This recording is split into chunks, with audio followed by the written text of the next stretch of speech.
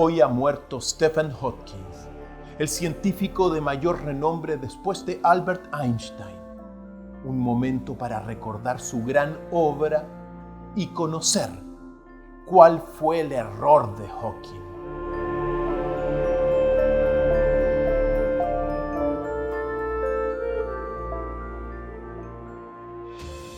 ¿Por qué es importante Stephen Hawking para la persona común y corriente?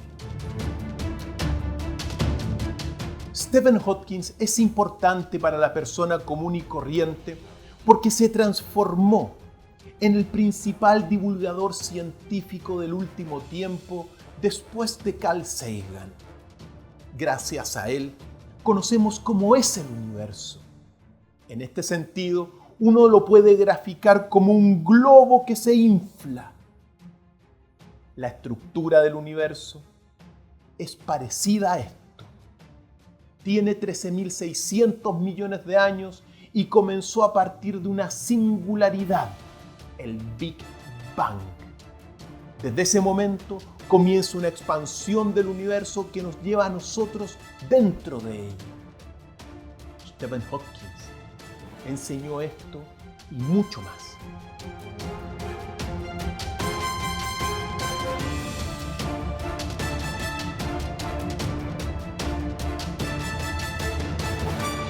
¿Cuáles fueron los mayores aportes de Hawking a la ciencia? Hawking dedicó toda su vida a la ciencia, pero hay dos grandes aportes en este campo que uno no los puede olvidar. El primero es su investigación sobre los agujeros negros, estas especies de aspiradoras galácticas que succionan toda la materia del universo. Hawking los definió como una singularidad, es decir, la curvatura del espacio-tiempo se hace infinita en un punto. También, él observó que los agujeros negros no son tan negros, sino que irradian ciertas energías en el momento en que van atrayendo la materia hacia su centro. Por lo tanto, no son tan negros los agujeros negros y son claves para detener la expansión del universo, porque la fuerza de gravedad es la única que puede detener esta inflación de nuestro universo.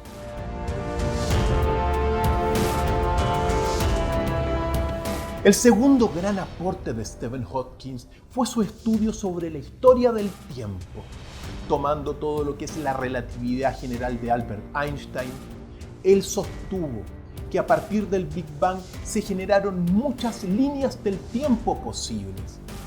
Por lo tanto, no hay un tiempo absoluto. Hay muchas dimensiones del tiempo en este universo. Gran aporte de Hawking.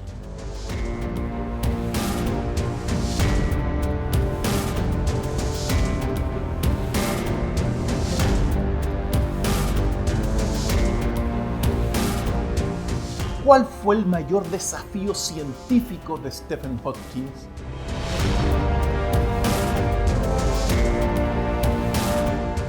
El mayor desafío científico de Stephen Hawking fue su investigación sobre la teoría de la gran unificación de las fuerzas. Nosotros sabemos que en el universo hay 4 grandes fuerzas físicas. 3 de ellas operan en lo pequeño: la fuerza nuclear débil, la fuerza nuclear fuerte y la fuerza electromagnética, mientras que la fuerza de gravedad es la más importante que opera en el universo a gran escala. El gran desafío de él fue la investigación de cómo se pueden unificar estas 4 grandes fuerzas en una sola. Este es un gran desafío que hasta el momento ningún científico lo ha logrado, pero es posible que se logre en el futuro. Para ello, se necesita volver a pensar los principios de la misma ciencia y de las mismas fuerzas del universo. Una investigación que Hawking dejó inconclusa.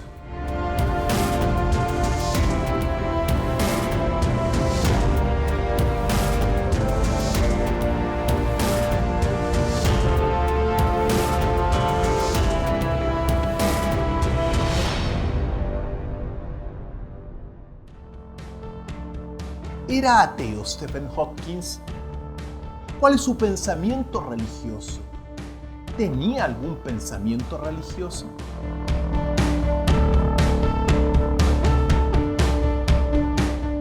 Uno puede decir que este científico británico sí era ateo. Él dijo textualmente: creo que la explicación más simple es que no hay un Dios. Nadie creó el universo y nadie dirige nuestros destinos. Esto me lleva a pensar y a darme cuenta de que probablemente no hay un cielo ni vida después de la muerte. Tenemos esta vida para apreciar la grandeza del universo y por ello me siento profundamente agradecido, dijo Hawking. También señaló que Einstein se equivocaba cuando dijo que Dios no juega los dados con el universo. Considerando las hipótesis de los agujeros negros, Dios no solo juega los dados, sino que a veces los lanza en lugares donde nadie puede verlos.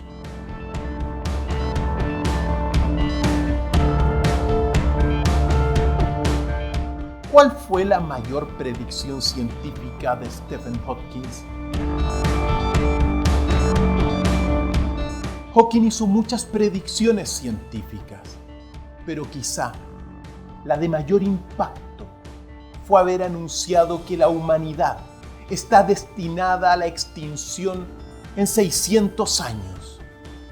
Él dijo: el peligro radica en que nuestro poder para dañar o destruir el medio ambiente o a nuestros pares aumenta a mucha mayor velocidad que nuestra sabiduría en el uso de ese poder. ¿Existe para Hawking alguna salida a la extinción de la humanidad? Para Hawking sí hay una salida a la extinción. Y esta supone sacar a la atmósfera y a la vida inteligente fuera de la Tierra, en un hipotético viaje a Marte de unos 7 meses, o a la estrella más cercana, Alfa Centauro, en un viaje que duraría 30.000 años. Él dijo: nuestra única posibilidad de sobrevivir es expandirse hacia el espacio. Las respuestas a estas preguntas demuestran que hemos hecho un gran progreso en los últimos 100 años. Pero si deseamos seguir más allá de los próximos 100 años, el futuro está en el espacio. Es por ello que estoy a favor de los vuelos espaciales, concluyó Hawking.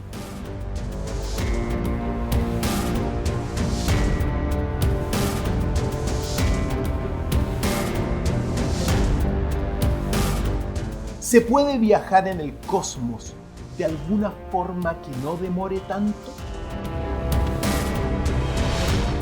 Para Hawking sí es posible viajar más rápido en el universo, a través de los agujeros de gusanos. Algo parecido a esto.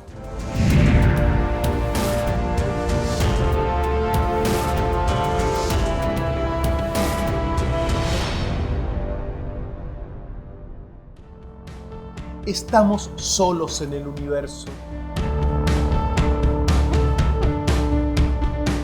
En un principio de su carrera académica, Stephen Hawking se vio escéptico ante la posibilidad de la existencia de vida inteligente más allá de la Tierra. Pero con el paso de los años, su opinión cambió y apoyó esta posibilidad de no estar solos en el universo. Eso sí, él dijo lo siguiente: solo somos una raza de monos avanzados en un planeta más pequeño que una estrella promedio, pero podemos entender el universo. Eso nos hace muy especiales.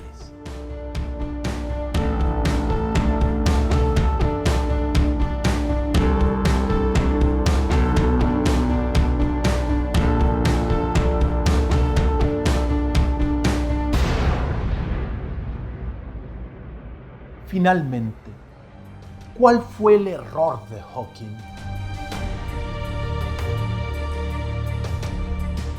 A principios de este año, un programa de televisión le hizo una pregunta del millón a Hawking.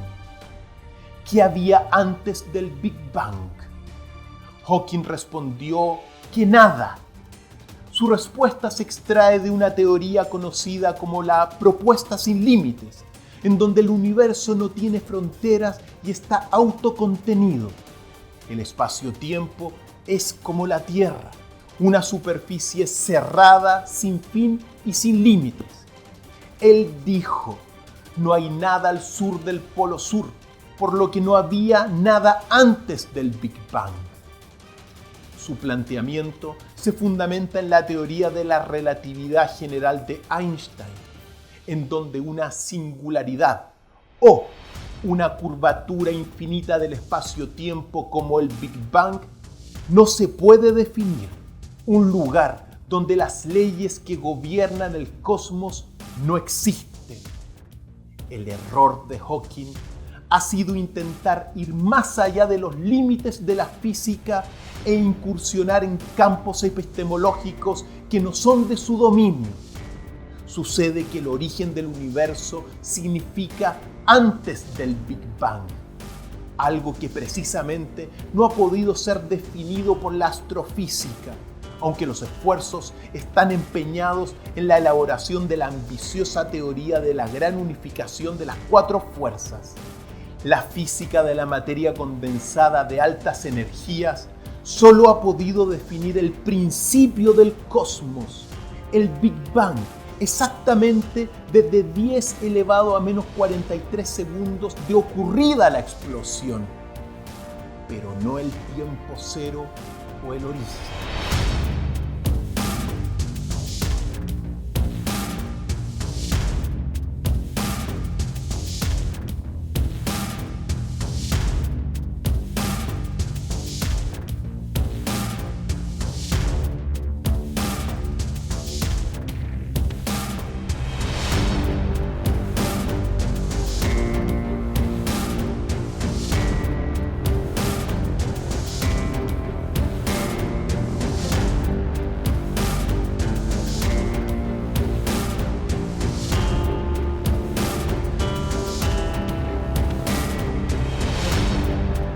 El origen, hasta este minuto, no es campo de dominio de la física. De la nada, nada sale, decía Lucrecio. Es imposible que algo tan grande como el universo salga de la nada, como lo expresó Hawking. Si algo sale de la nada era algo.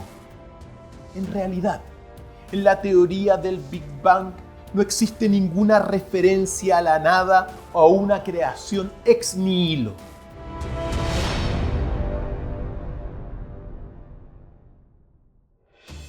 El Big Bang o gran explosión universal es una fluctuación cuántica. Esto significa que algo se materializa a partir del vacío, y el vacío es un pleno energético de donde emana todo cuanto existe. Por lo tanto, el origen del universo, el tiempo cero, es propiamente tal un campo de conocimiento de lo que he llamado la metafísica del vacío.